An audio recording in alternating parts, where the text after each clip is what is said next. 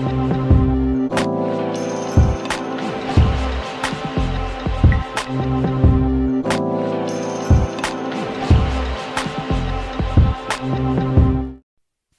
we got the street suckers. Can you dig it? I want to get right to the point. He's unique.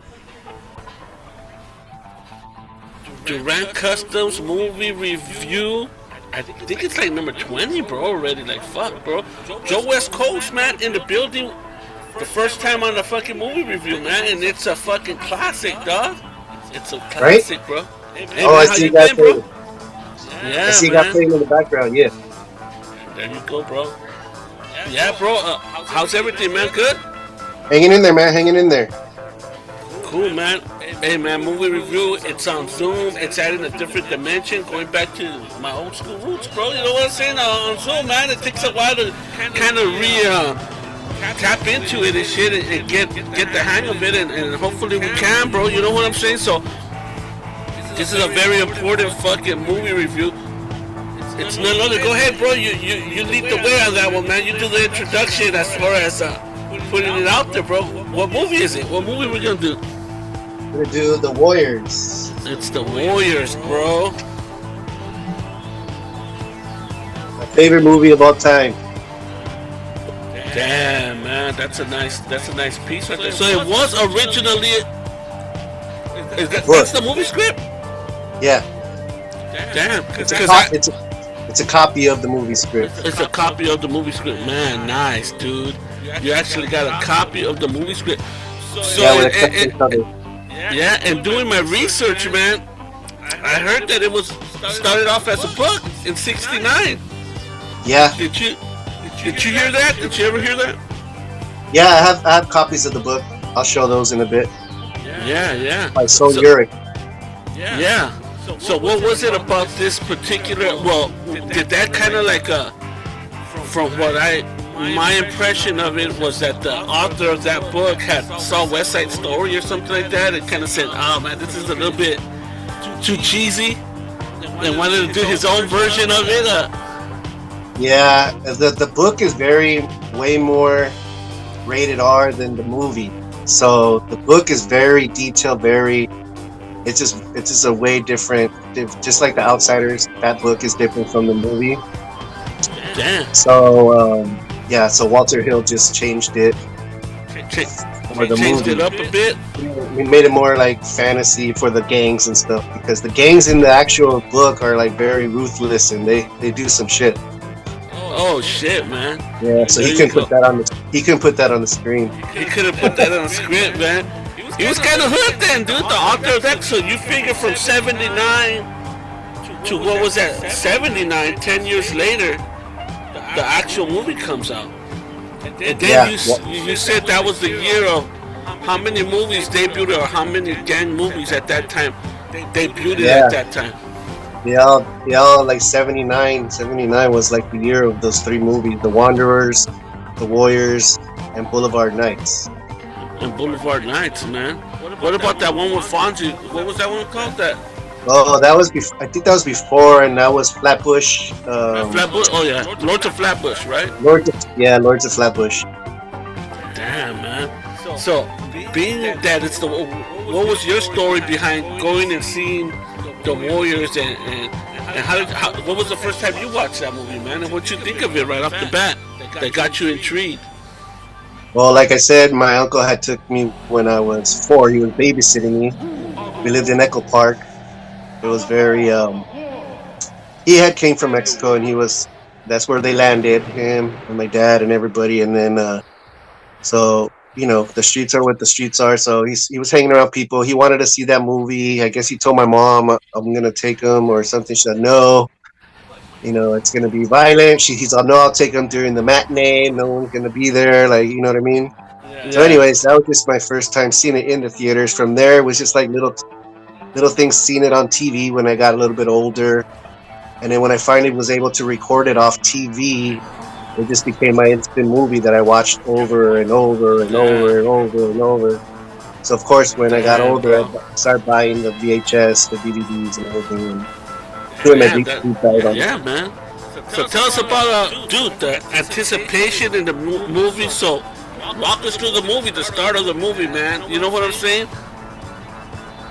You want Walk what? us through the start of the movie. How does that movie start off, and what's the storyline behind it? You know what I'm saying? Because Well, the first time basically, I saw it, it's like an anticipation that just keeps building. You know what I'm saying? It's like, oh shit, damn! You're right away as a viewer. You're fucking pulled in right away. You know what I'm saying? From all the, it kind of starts off with a lot of action right at the beginning and stuff. You know what I'm saying? Like, yeah. So the premise of the movie, or like in the movie, is that there's Cyrus, who's like he oversees, or like he tries to unify all the gangs. So he calls out to all the gangs that you need to come to this meeting. You need to bring 9 representatives only. No guns, no nothing. This is gonna be a peace unity, and that goes into the movie where he's giving a speech. They could take over one borough at a time if they only unified. So he was trying to unify them. I don't, bro. Damn. So he was just trying to unify him and stuff like that, and the guy from the Rogues ends up just shooting him. He brought a peace to the meeting, right? They were meeting up at Brooklyn, so all these gangs were meeting up at what was it? Like a Brooklyn park, right? In the Bronx. Yeah, man. Bronx. Oh, Bronx, man. There you go. My bad. Shit. Yeah, because the Warriors are from Coney Island. The Warriors are from Coney Island. They're trying to make their way back to Coney Island, right?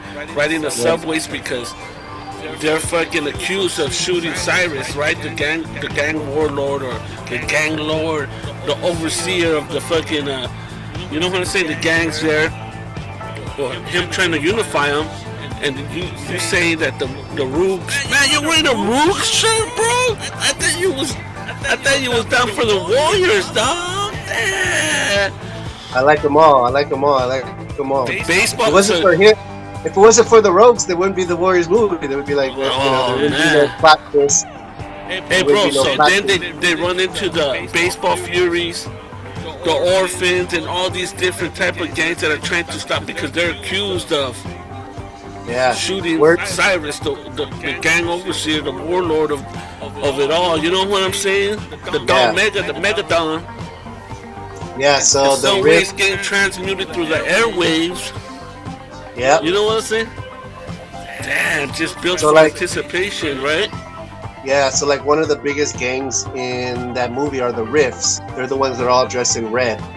Yeah. And so that guy's like pretty much, he was close to Cyrus, so he was like, I want to know who these warriors are, get sent for them. So that's why they put it on the radio, so all the street gangs could learn and catch these guys. You know what I mean? So they're the ones that come out at the end when they find out who really killed. Yeah. At the beach when they finally make it back to Coney Islands. Damn, man. Yeah, man, that made for a great film, man, and the anticipation and all the obstacles they face in reaching their destination, bro. As far as even the main character wasn't even the main character for the Warriors that turned into the leader, wasn't even the leader at first, right? It was the guy that got kind of like beat up at the Bronx park, right, at the meeting and stuff, right? Yeah, because he went to go check out what's going on. Well, he told everyone else, like, just scram, I'll go figure out what's going on. And that's when they blamed it on the Warriors, because the other guy that one that shot him, he saw the guy from the Warriors, witnessed it. So right away he's trying to pin it on him. You know what I mean? Yeah. So, but damn. Let us see some of the stuff that you have collected throughout the years. I can see that Warriors poster back there, man. Oh yeah, the poster. That's a nice piece right there, man. That looks like one of the original fucking posters that was out for the movie, right? Yeah, it was. It's a replica. One? It was replicated back. I think I got that one like in 90 something. So they keep bringing them out. They'll reprint them and stuff like that. I wish it was original. It would be in a frame if it was an original movie poster. So yeah, just little stuff like that. Like this is the movie script. This is a custom cover. Yeah. That some guy that goes to Jimmy's that paints me stuff. He made this custom cover for me. He made this. Damn, he did a great fucking job on that, man. That's Yeah, a great he one. drew it. Have a good one, brother. Take care. Man, that's a great piece right there, bro. I have Larry Hama. See the Asian guy right there in the middle? Oh, yeah, okay. Yeah, what So were they these called? are- What was that gang called right there? These are the Savage Nuns.